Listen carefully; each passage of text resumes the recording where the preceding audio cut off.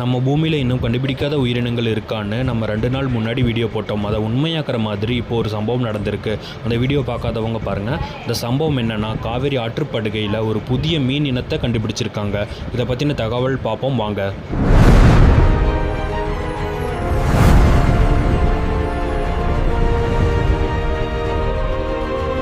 2026 மே மாதத்தில் ICAR NBFGR விஞ்ஞானிகள் காவேரியின் மேல்நிலை பகுதியில் கர்நாடகாவின் மாண்டிய மாவட்டம் சிவனாசமுத்திரம் அருகே ஒரு புதிய நன்னீர் மீன் இனத்தை கண்டுபிடிச்சிருக்காங்க.